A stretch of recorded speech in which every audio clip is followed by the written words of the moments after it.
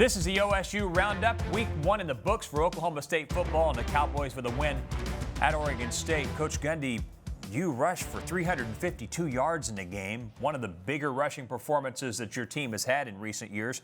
How surprised were you, even though Oregon State had struggled to stop the run last year, how surprised were you that you were able to run the ball so effectively in week 1?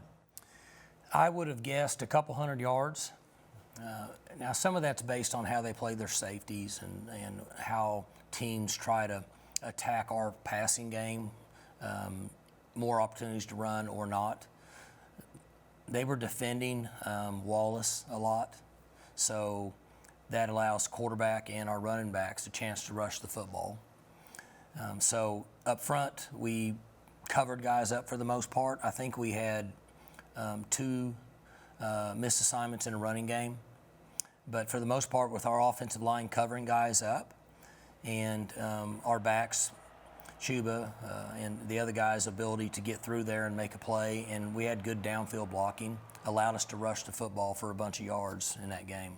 Chuba Hubbard rushed 26 times in the game and, of course, had a fantastic night. But is that workload something you're comfortable with over the entire season, that many carries, or do you see that maybe scaling back a little bit? I thought there was a chance that he might rush the ball 25 times.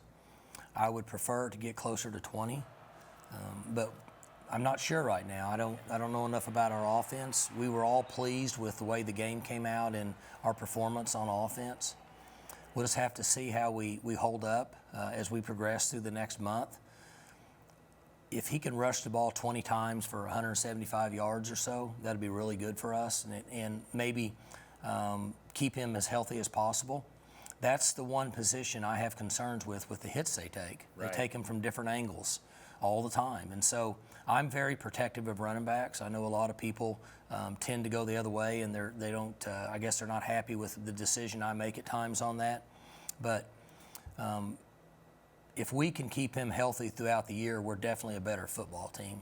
So if for any reason the game is under control, in my opinion, the smart move is to get him out of the game, even if it's only 14, 15 carries. And that's the way we'll approach the game. But if we're in a game where it's competitive, he might carry it 25 times. What did Spencer Sanders do in his first game at quarterback that maybe surprised you? I was very pleased with his performance. I've been asked that several times. I really wasn't surprised based on the success he's had throughout his career, playing at a high level in high school football, in very emotional, big-time games. But his demeanor was good. He didn't seem to get flustered. And we were behind the entire first quarter. They scored, we scored, they scored again. We had to come back and score. And he never really got flustered, in my opinion.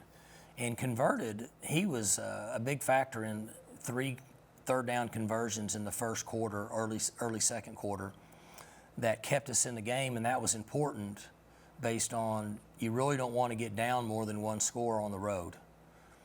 So he handled the game well. I thought that he was in good communication in between series with Sean, and he understood. Most of the checks he made were what we're looking for. So overall, we were pleased with what he did in handling the game. What do you think defensively? We got to get off the field on third down. We had 88 plays.